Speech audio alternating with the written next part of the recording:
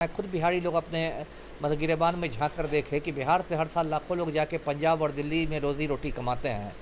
कल को पंजाब में ऐसी डोमिसाइल नीति लागू कर दिया है कि बिहारी नहीं आ सकेगा, तब आपको कैसा लगेगा। बिहार से इतना पलायन होता है, बिहारी लोग दूसरे राज्यों में ज़्यादा के मतलब रोजी रोटी कमाते हैं। कोई बिहारी पंजाब जाके रोजी रोटी कमाता है, कोई जाके दिल्ली कमाता है रोजी रोटी। डोमिसाइल नीति की जो मांग करते हैं, कहीं ना कहीं ये लगता है कि उनमें आत्मविश्वास की कमी है और वो किसी तरह कंपटीशन से मतलब भागना चाहते हैं, बचना चाहते हैं। यदि शिक्षा विभाग के लोगों ने लापरवाही से या मिली भगत से जैसे भी वैसे लोगों का योगदान करा दिया के बाद में उनको हटाने की नौबत आ रही है, तो इसमें तो शिक्षा विभाग के लोगों को, कर्मचारियों को चिन्हित करके सजा देनी चाहिए। साथ में यदि यूपी में रहता और वहाँ डोमिसाइल नीति लागू होती रहती तो मैं उसका भी विरोध करता।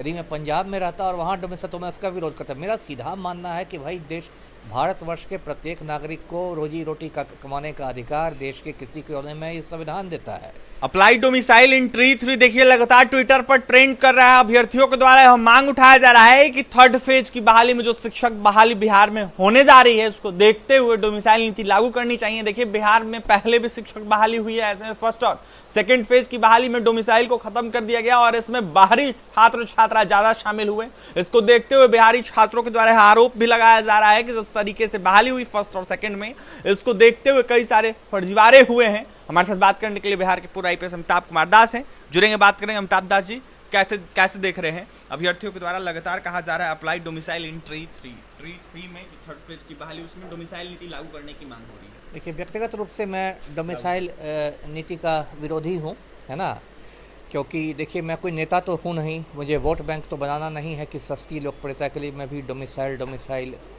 चिल्लाने लगूँ।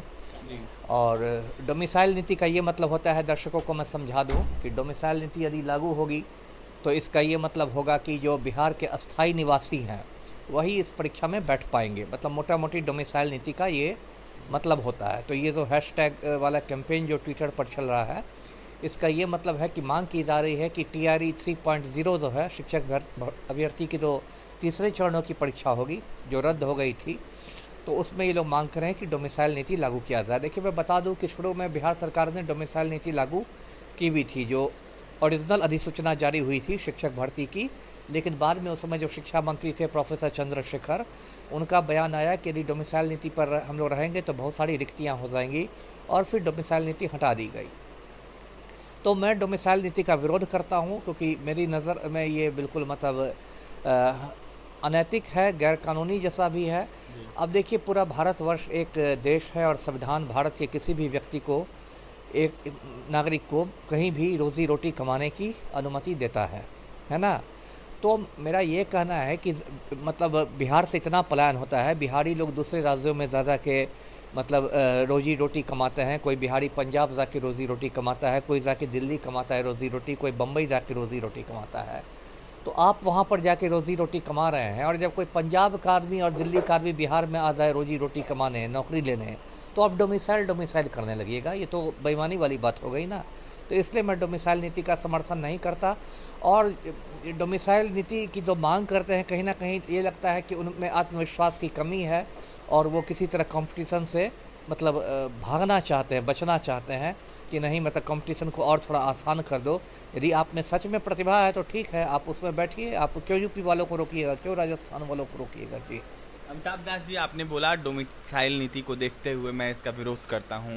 ऐसे में जो नियम चला आ रहा है फर्स्ट फेज सेकंड फेज की बहाली को देखते हुए थर्ड फेज में भी वही रहना चाहिए, लेकिन फर्जीवाड़े के सवाल लगातार उठ रहे हैं। जिनके पास STET की डिग्री नहीं है, वो फर्जी तरीके से डिग्री बनाकर बिहार के बहाली में शामिल हो गए। शिक्षा विभाग ने बहाली भी कर दी, अब शिक्षा विभाग उसको बाहर कर रहा है। नहीं, वो तो अलग मुद्दा ही हो गया। वो तो डोमिसाइल नीति से उसका कोई संबंध नहीं हो। तो फर्जीवाड़ा बिल्कुल एक अलग मुद्दा है। वो तो हो सकता है कोई बिहारी भी बैठे और वो फर्जीवाड़ा कर दे।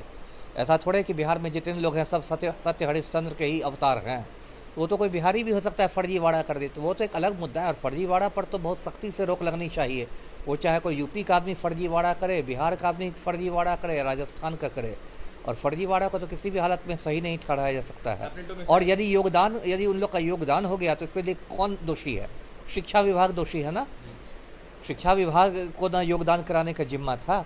तो यदि शिक्षा विभाग के लोगों ने लापरवाही से या मिली भगत से जैसे भी वैसे लोगों का योगदान करा दिया के बाद में उनको हटाने की नौबत आ रही है, तो इसमें तो शिक्षा विभाग के लोगों को, कर्मचारियों को चिन्हित करके सजा देनी चाहिए। अच्छा जी। अमिताभ दास जी, जो आपने बोली बहाली हो रही है, डोमिसाइल नीति खत्म कर देगा, बाहरी छात्र खासकर सबसे ज़्यादा इसमें बहाल हो रहे हैं, लेकिन अनेक राज्यों में जब देखा जाता है, जब बहाली निकाली जाती है तो उसमें 10%, 20% बाहरी छात्रों को मौका दिया जाता है, लेकिन बिहार में ऐसा क्यों पूरा एकदम छूट देना, ये उचित आप मानते हैं क्या? नहीं, देखिए किस राज्य में क्या हो रहा है, सब राज्य की अपनी अपनी नीति होती है, एक राज्य में भी मतलब नीतियाँ बदलती रहती हैं, है ना। लेकिन फिर मैं कहूँगा कि जो यही बात मैं यदि यूपी में रहता और वहाँ डोमिसाइल नीति लागू होती रहती तो मैं उसका भी विरोध करता। यदि मैं पंजाब में रहता और वहाँ डोमिसाइल, तो मैं उसका विरोध करता। मेरा सीधा मानना है कि भाई भारतवर्ष के प्रत्येक नागरिक को रोजी रोटी का कमाने का अधिकार देश के किसी कोने में ये संविधान देता है। अब क्या होता है कि सस्ती लोकप्रियता के चक्कर में राज्य सरकारें डोमिसाइल नीति और ये सब लागू करने लगती हैं, क्योंकि लगता है कि वोट तो हमारे ही लोग देंगे ना हमको। लेकिन मैं तो चूंकि पॉलिटिशियन नहीं हूँ, इसलिए मैं तो सस्ती लोकप्रियता की चिंता नहीं करूँगा, मैं तो सही बात कहूँगा। मेरा सीधा ये कहना है, खुद बिहारी लोग अपने मतलब गिरेबान में झांक कर देखे कि बिहार से हर साल लाखों लोग जाके पंजाब और दिल्ली में रोजी रोटी कमाते हैं। कल को पंजाब में ऐसी डोमिसाइल नीति लागू कर दिया है कि बिहारी नहीं आ सकेगा, तब आपको कैसा लगेगा?